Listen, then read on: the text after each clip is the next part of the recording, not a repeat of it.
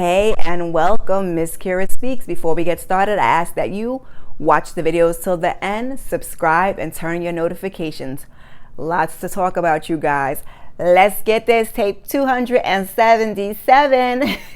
We are here for another episode of Power Book 2 Ghost, Season 2, Episode 9, A Fair Fight. Your girl done taped this like 60 million times, trying to get it right. Maybe the 4th, 5th time is the charm. Our episode opens and Tariq is walking into the classroom. We see Tate and he is writing on the board. Is there such a thing as a fair fight? Tariq walks up and asks, where is everybody? But when he turns around, it's not Tate, it's Jabari. And we have entered Tariq's nightmare. Jabari says he'd love to hear his take on it since he never plays fair with anyone. Tariq is like, what the F? And then we hear, what the F? And it's Cane. You damn sure didn't play fair with me. And Ray pops up, me neither. And Kanan's like, nah, you got what you deserve. So Tariq's like, that was for his sister. And then we see Raina. And it's so good to see Raina. And I hate that they killed that character off. So basically, what we're seeing is all the deaths that Tariq has had a hand in. Raina tells him not to put that on her, and he apologizes when Lakeisha pops up. You're the reason Tasha shot me. Then it's Proctor who says his blood is on his hands because he left the door open for Uncle Tommy. Ray tells him Tommy's going to get your mama. And he tries to leave the classroom, and here comes Professor Milgram. He thought her death was a suicide, and she says, because you made me get on the stand, but I do not put her death on Tariq. But we'll talk about that later in the episode. So Milgram's like, I have a call for you. And on her phone, we see it says Dad, because, we're not going to get to see Ghosts or Amari on Power ever again, looks like. So he opens the classroom door and it's Lauren. He tells her not to go in there. Foreshadowing? Maybe. So Milgram is telling him to answer the phone when he wakes up to a call from Davis. He wants to know what Tate has on him because she is Jenny Sullivan's next witness. Tariq says she don't have no dirt on him. So then Tate is asking his brother what Sullivan thinks he has on Tariq. Kamal's like, I might have told her that you knew the kid. But he says that she wants to use him to rehabilitate Carrie after McLean tore her apart. Her unfortunate suicide isn't rehabilitation enough, Tate asks. And he's like, Davis feels the mention of suicide is prejudicial. So Kamal's getting a call and Tate's like, is that your shy chick? He's like, no, it's some crazy drunk lady. And she keeps calling saying she's a witness to Jabari's murder. But she keeps changing her story. First she saw nothing, then it was one guy, now it's 2 perps. Well, she was not necessarily wrong, and people have their theories as to who that drunk lady was. Please drop yours down below in the comments. So Tate's like, he's asking Tate if he should give it any attention. He's like, hell nah. He's like, what's Jenny going to think if you bring this to her now mid-trial? He tells him to use his discretion. And as we know, Tate plans to use this information for himself. So we see a news article on Monet's phone, and it's about Carrie's death. She's trying to call Zeke, who clearly has her blocked. Where is she, you ask? Dante's, but of course. So he tells her to give him some time. It's a lot to process. Indeed, it is. Monet says, you don't know him. He doesn't know how to think things through on his own. And I know at least half the Power audience, myself included, laughed at that one. Then magically, he texts Dante. He wants to meet up, just the 2 of them. Now, where does Zeke get Dante's number from? So Dante tells him, tells her that he'll talk to him and he'll get him to want to talk to her. Now we're back at Canonical Studies, but this time Tariq isn't asleep. Same scenario though. Tate's writing on the board. Class is canceled when he walks in, and I'm going to assume that this chalkboard message is for those that didn't get the memo, like our guy Tariq, because in 2022 or 21 when this was shot, we get emails. So Tate says Milgram's death was a tragedy. He thought she had more fight in her, and she didn't seem like the type. And Tariq's like, he's sorry about Professor Milgram. He didn't think that would happen. And Tate tells him he doesn't actually think through anything. So he's like, listen, trial starts at 2, and I am looking forward to testing if you don't give me more than hearsay. I need proof. So Cane is at Mecca's and he tells him, like, I'm ready to head out. Mecca's like, nah, I need you to stay here all day. But Cane's like, I have to go home. You don't seem to get how this works. And Cane's like, no, you don't seem to get how this works. And he's like, oh, Mecca, he yokes him up and he grabs the butcher knife. Give me your hand. On the chopping block. Now, I was surprised that Cane got buck with him after watching that man slit Chef's throat, but okay. So he closes his eyes and he puts his hand on the chopping board. He asks for his print. Congratulations, Cane. You are my number 2 now. Talk about a promotion that no one wanted. That means you live here and you keep the place secure. He tells him to call his pops and tell him they don't have any product on the account that they got robbed. So Cane calls Lorenzo and he tells them there's no re-up. They got robbed. Lorenzo is not happy and he tells him to come home. And he's like, he can't right now. And he rushes off the phone because Lorenzo was not trying to hear any of that. So Papi done tore that room up. And I guess Miss Diana's reveal at that dinner did not sit well with him. So when he hangs up, he throws something at the mirror and Dru and Diana come in to check on him and they ask him if he's okay. And Lorenzo's like, the re-up is off and the GTG is ignoring his call. Strap up, we're headed out. I know what happened to the supply, Pops, Dru says. The Connect cut Monet off. Lorenzo doesn't understand. Ma never stopped working with Tariq up at Stansfield. I told you, Diana says. Diana, girl, you shut your mouth. And Dru, what was the point in you keeping Lorenzo and her out of it if you was just going to turn around and tell him anyway? And y'all wonder why Monet looks at them kids like she cannot stand them. Damn, like, Jesus Christ. So Lorenzo questions Dru about lying to him and helping Monet out. Dru says he just recently found out and he only helped so he could get, he could get at guap. He owed him a bullet. And Lorenzo is pissed because he's like, you shut down my business over revenge. He thought Dru was smart and he could trust him. And Dru was like, you can. He's like, prove it. Dru tells him, I'll try, but it's probably at Stansfield. He's like, get my skin drugs.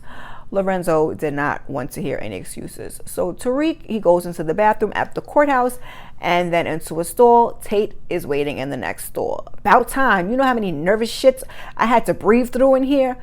Tariq wants to know what he's going to say once he gets on the stand. And Tate goes old dog again. And he tells him if he doesn't have it, he will destroy him on the stand, off the stand, and any every place he can. Quit playing with him. Tariq passes it to him under the stool, and Tate gets it, and he's like, wow. So we are in court, and Tate is on the stand, and Jenny is asking him questions to establish Carrie's character. And the judge, he peeps game. He asks, like, what is the point of this? And then he tells her that the witness's reputation is intact. Mr. McLean revealed that Miss Milgram was a sexually liberated woman. As far as him and the jury is concerned, that is not a sign of bad character in this courtroom.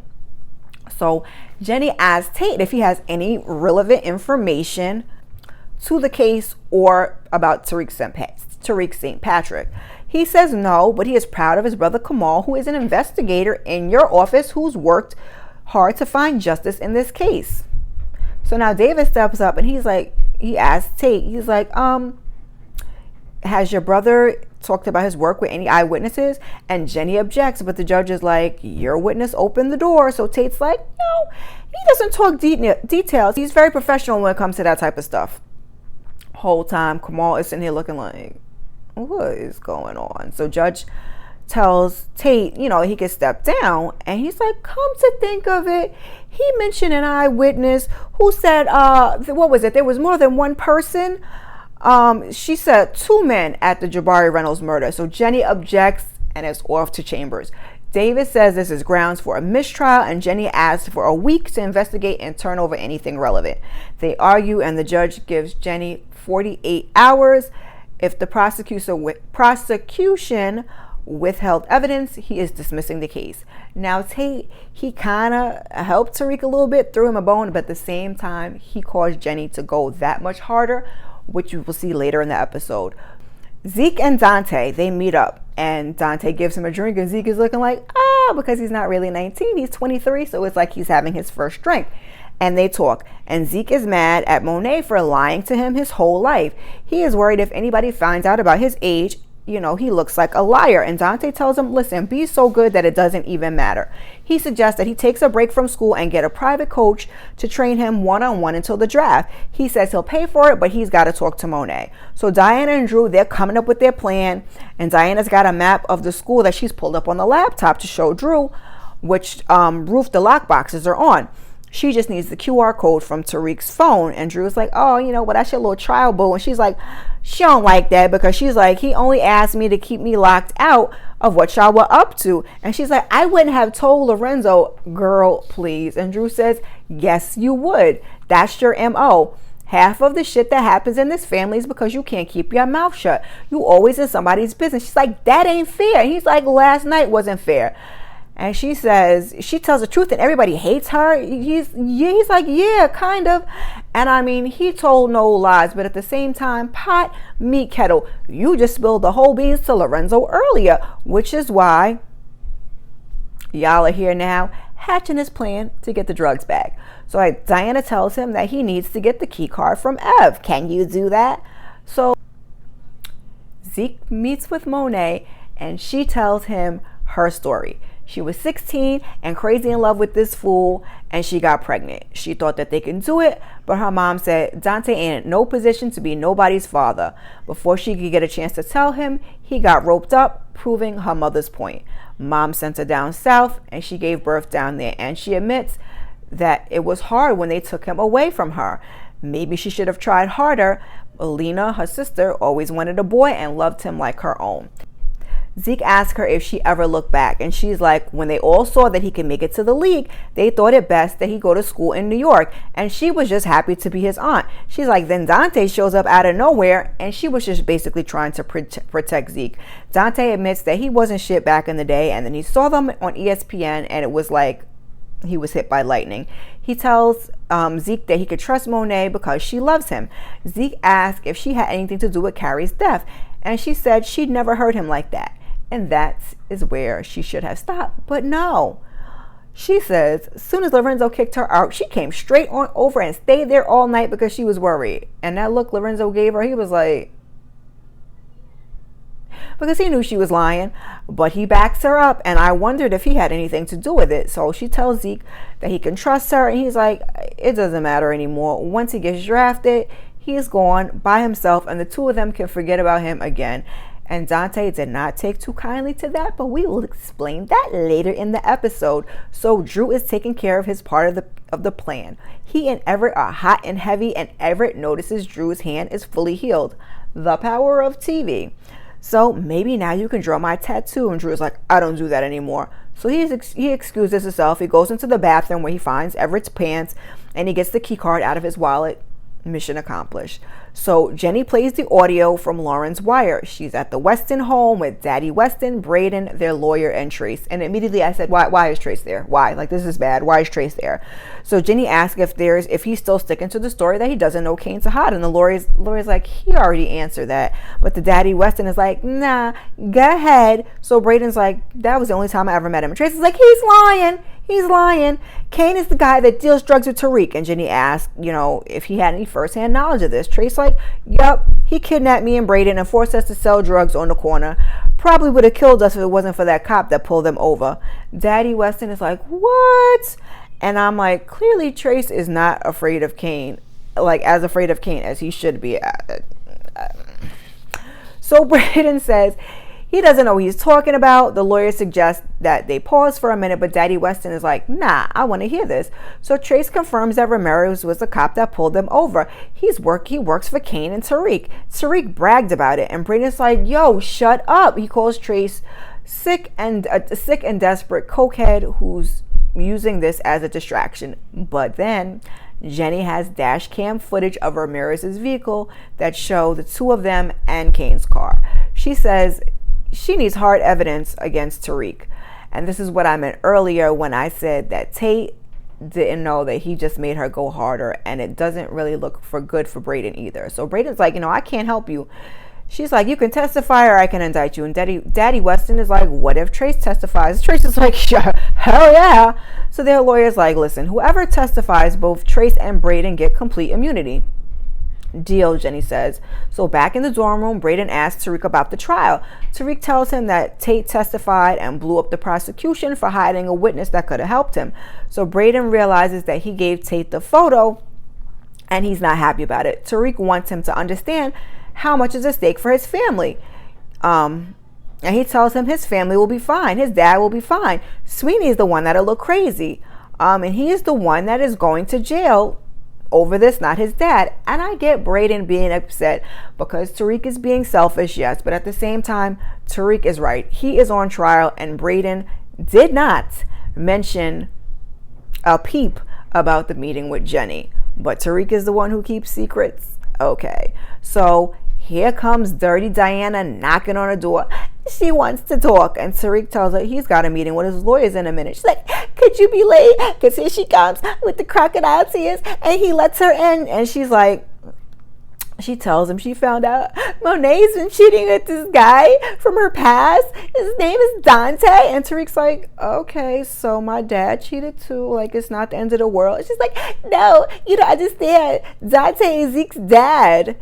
Monet is his mom, not his auntie. What the fuck? Tariq says. And she's like, yeah, she had him at 16 and she's been lying the whole time. Tariq's like, well, that's not your fault. She's like, yeah, it is, because I put all her business on blast the other night at dinner. So he tries to comfort her. She's like, do you have a water? So he's like, you know, we finished ours, but let me go to the machine and get you one. So he leaves with his phone on the desk, and soon as he leaves, her face switches like Michael Jackson at the end of the Thriller video, and she springs into action. So she takes a video of Tariq that's from like IG and or something to that effect, and she holds it up and gets into his phone.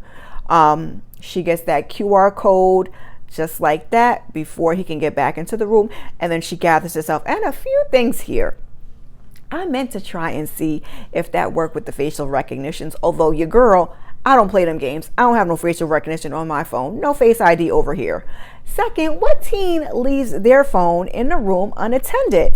And after the situation he had with Sax's niece and Cane planting the badge, you can't stay in my room. I'd be like, we can get one from the machine on the way out. That's what I would have told her. But so he gets back and he tells her he has to go. And she's like, you know, I understand and I just appreciate you. And mission accomplished. Diana, bitch. In my Rock's voice, your days are numbered. Tariq can't trust anyone. Diana and Dru, they get to it. Dru uses Everett's ID to get into the building, and they head up the stairs to the roof. They find the scan point, and all 5011 boxes pop open, and they wipe them all out, bring them back to Papi. Papi is pleased. They grab the bags, and they're headed out, but not before he gives Diana a look. And they're riding around handling their business, and I'm thinking to myself, why are y'all doing this? Like, y'all don't have people for this? And I said before, like, Lorenzo just got out on a technicality and you gonna head straight for the streets? Okay. So Zeke, he's having a press conference, and why does he have to announce everything? He says he's leaving Stansfield immediately to train with a private coach till the draft. They start asking him questions, you know, the press, and he's like, you know, he's ready to leave New York and its negative influence. And one of the reporters asks if he's referring to his family. Indeed he is. And all of a sudden, everybody's phone starts going off. Uh-oh, there's been a leak. They ask him to address the allegation on the Bleacher Report about his age. And Ray Rudin, who I guess now is his agent, says no more questions. And he wishes to Zeke, if this is true, you can forget about Sacramento. Now, when I said Dante wasn't happy about Zeke saying they could forget about him earlier, this is what I meant. I'm pretty sure that Dante leaks Zeke's info on his real age to the press. My theory. So Lauren, she tries to talk to Tariq, and she tells him, you know, Professor Milgram's suicide wasn't his fault.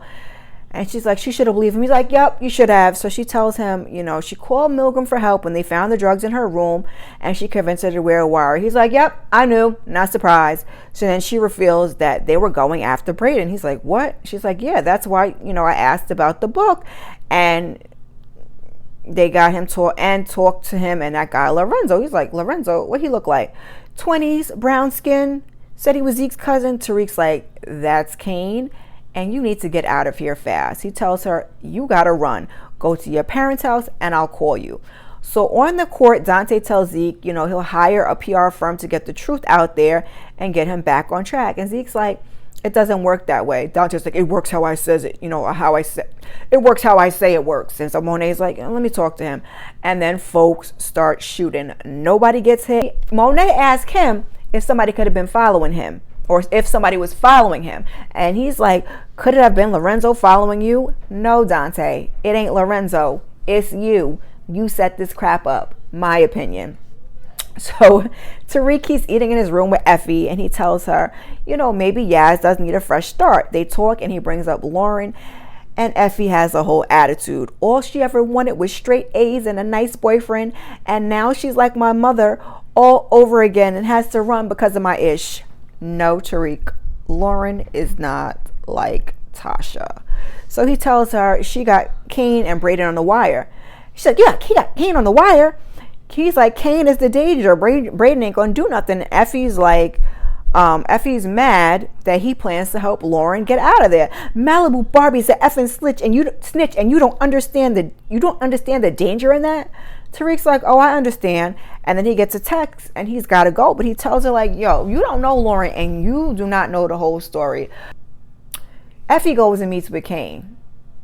And she tells him it's Tariq's girlfriend. And he's like, I thought you was Tariq's girl. And she's like, no, I'm no one's girl. I'm a woman. And these two seem a little too familiar for me. And I feel like they know each other somehow. So she tells him that Lauren got him and Braden on the wire. She says that she knows more about Tariq and Braden than him. And he asks how she knows. And she's like, Tariq. So he's like, and he's letting this ride. And she's like, yeah. So then Cane goes and he meets with Braden.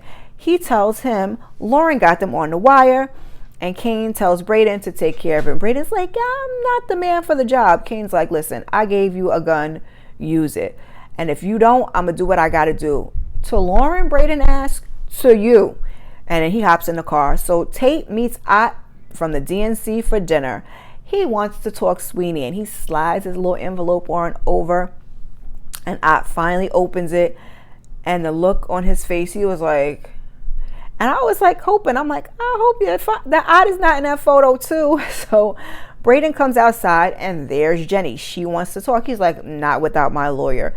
She's like, we both know what's likely to happen if Trace takes a stand. She tells him that you could stop the bullet and give her enough to arrest Cane now. And when Trace takes the stand, he'll already be behind bars. Think about it. So then Elvin, he tells Tariq, it's too late to stop the adoption, and I'm so confused. Tariq is still on trial. Big Mama, she only got a DWI. Tasha's in witness protection, and I just hate this whole entire storyline. They should have just sent her with Tasha and just skipped this whole thing. So Elvin, he takes Tariq to see Yaz, and this nice family. Confusion. Again, I thought this was a closed adoption, so why are we doing this? Tariq gets out the car, and then Elvin's like, no. Like, you should have thought about that. But then Tariq stops, and I guess he figures that she's better off. So he gets back in the car. They leave. Monet tells Dante Lorenzo came after them and Zeke, and he leaked Zeke's age. No, Mo, that's your boy, Dante. He won't rest until he takes everything away from me. We need to kill his ass. And Dante says, how about, me and you and Zeke, we get on a jet and fly to anywhere in the world and start a new life as a family. She says, Zeke ain't messing with her. He's like, well, now that the NBA is off the table, living in paradise with his parents won't be the worst option. I told y'all he did that shit. And what 19 or 23-year-old just wants to live in paradise with his parents? Make it make sense. So Braden meets with Effie and they talk, and he wants to know why he just can't deal drugs and have a moral quandary every once in a while. And Effie's looking at him like, that's not how any of this works. So he asks her if she ever had to do something she really didn't want to. She's like, all the time. He can break his word, protect everything he's ever known, or keep his word, protect himself, and become a person he never thought he'd become. Effie tells him, listen, you found the game. The game didn't find you. Where she's from, the game comes straight to your door. But he made his choice.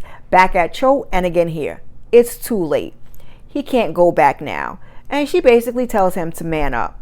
So Mecca gets home and he tells Cane he's going out the country for a while. and he's going to take charge of the day-to-day. So when he goes on out the room, Cane's like, I got to go home. So Mecca comes back in the room. He points the gun at Cane.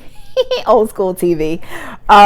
He's like, where's my fucking bag? Cane's like, I don't know what you're talking about. Mecca's like, listen, I know you stole my drugs and I let that shit slide, but not this bag.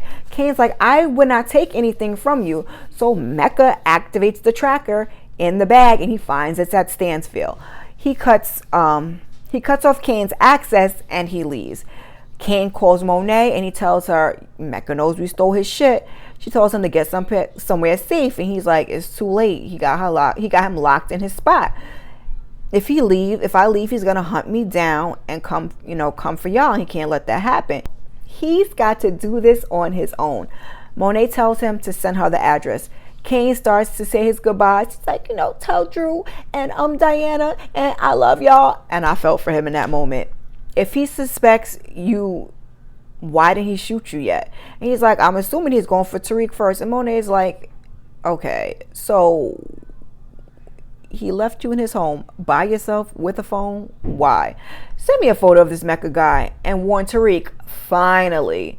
So Tariq tells Lauren to be packed and ready when he gets a text from Cane. Mecca knows he activated a tracking device in the bag. And Tariq gets the bag and he goes through it. And why is he just now going through this bag? He finds passports received from Monet and her kids, the phone, like a little flip phone with the tracker, and a file from the U.S. Attorney's Office. He takes a picture of the document, which is the U.S. versus Dante Spears. He leaves the tracker in the room, and then he takes the bag and he goes. He calls Braden. He tells him to get Lauren out of town. He gives him Lauren's parents' address and tells him to that he'll let Lauren know that she'll be there soon. He thanks him and Braden hangs up the phone. He's already at Lauren's parents because he has an agenda of his own, and Tariq done put the girl right in harm's way. Lauren comes out and she gets in the car and she thanks Braden, and I'm like, does this girl ever tell her parents anything? So Davis calls Tariq and asks him, how you run into Dante Spears? He tells him to watch his ass. He's one of the biggest informants on record, dangerous as fuck. So well protected that the feds send him out of the country to protect him. He gives him a list of his greatest hits. We don't hear the list, but when Tariq walks in the room, there is Dante Mecca with the gun. Mecca asks him, where's his effing bag? Tariq's like, not here. So Mecca calls him an ambitious little. So Tariq's like, I'm just protecting myself and his family. And Mecca's like, I know a lot about you. I know about your Uncle Tommy. I know about your dad, Ghost. And I even know what you did to him. I'm like, Mecca Dante, how you know that? Tariq's like, so rat me out. Ain't that what you do? Ain't that what Dante Spears does? You ratted on some of the biggest heads in the game. Arms dealers, cartel bosses, freedom fighters. You're like the GOAT of global snitching. I hollered because Tariq is a fool and he just stays running his mouth. Mecca Dante did not like that. He hens Tariq up. Kill me and all your shit comes out, Tariq tells him. What are you scared about? What Monet might think? Mecca asks him what he wants. $2 million in an offshore account under a fake name. You think you're worth 2 megs? Megs? It's not about me. I'm sure you know how much N-words would pay to see where the fuck Dante Spears is at. Mecca Dante lets him go. He tells him he'll open up his little account and he'll get access when he gets his bag. He says he'll be in touch, keep the tracker on him at all times. But before he goes, he has a little monologue about his time in the military. Some of them were trained and believed in the cause, and some of them were for sale to the highest bidder. The highest bidder at the time was Lobos. Dante sold him to the feds for his freedom, and he never found out it was him because somebody kills him before he could get a chance to do that. He tells him when he sees his father in hell, tell him Dante says, good looking out. Oh, Dante, I think you're going to end up there first. So Lauren falls asleep on her ride with Braden, and she wakes up as he's kind of pulling off the road. She's like, where are we going? And he's like, he has to pull over real quick. And she's like, you want to pull over here? Because her wheels are starting to turn. And Braden's like, get out. No, Braden, he gets out. He grabs something out the trunk and he walks around. He tells her to get out. And he points the gun at her. Lauren's like, let's talk about this. Did Tariq put you up to this? He's like, Tariq had nothing to do with it. She's like, I know you. This isn't you. And so then he throws a bag of money at her. He tells her, you know, you have to get off the grid. No credit cards, text messages, emails, nothing. Can't even call your parents. She thanks him. He's like, there's a bus station a mile up. Get on the first one heading south and don't look back. Wait, he wants her to walk in the dark in the middle of nowhere, which I guess she's not supposed to have the Anywho, but then a car drives up. It's Effie. And Braden's like, oh, fuck. And I'm like, was she following him? So Effie points the gun at her and tells her walk. And Lauren's like, no, I was leaving. Tell her, Braden, I'm going to get off the grid. I'm going to get off the grid. And Effie grabs her in the bag and walks. But Lauren won't get in the car. So she's pleading with Effie. She's like, please, no, Tariq, no. And so Effie knocks her out and somehow gets her in the car all by herself. And she drives off and Braden looks stuck. So Mecca gets back home and you hear, you stupid motherfucker. But he stops when he sees Monet. And how did Monet get in if Cane couldn't get out? Or could he not get out? Or did he not want to leave? I know first he made it seem like he couldn't get out. Then it was kind of like he didn't want to leave because, child, let's just keep pushing. Put the gun down, Dante. You notice Cane asked? Like the name Mecca, by the way. Wait, Dante? Like Zeke's dad, Dante? Now you're getting it, Cane. This is exactly what you wanted, Monet says. You going to tell him about it yourself or should I? You've been playing us the whole time? You trying to get to my mom? Indeed, Cane, he has. And I knew you weren't going to be happy about it. He wanted to put us in a position where we can't say no to his ass. I knew he didn't steal my shit alone. That was you too, Mecca Dante says. Monet's like, I ain't have shit to do with it. That was Lorenzo. Lorenzo set that up. She says she's ready to go. They're ready to go with him. But we have one enemy that we have to get rid of first. Lorenzo, Dante says, you're going to kill him. And she and Zeke and her 3 kids are going to get on that jet that he's so in love with and get out of there. No loose ends. He asks Cane if he's down with it. He's like, yeah, there's a lot that he doesn't know about the relationship with him, Lorenzo. Mecca's like, okay, it's a plan. And she is setting you up, Lorenzo, and I am all for it. Now, I don't know if she's going to kill 2 birds with 1 stone or if this is just you, player, but you out of here. So Effie, she creeps back into Tariq's room barefoot and she gets undressed and she sits on the side of the bed and she's looking guilty. She lays down next to a sleeping Tariq. And that is where we end. Please put your thoughts down in the comments.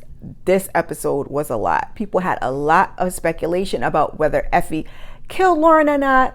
And this is Power, so I don't know what to believe. If she is still alive, I think she's dead. But if she is still alive, that means Effie's a snitch. Just my thought. I was trying to get this recorded and edited and up before episode 10, our season finale, aired at midnight. But I guess we'll find out if I did. If you made it this far, put that mind blown emoji. For all of y'all that were shocked that Mecca Dante was an informant, I hope that you'll come back and join me for my review of the finale. While you're here, please check out some of my other content. Thank you. And before you go, like, subscribe, and share. I appreciate you. Peace.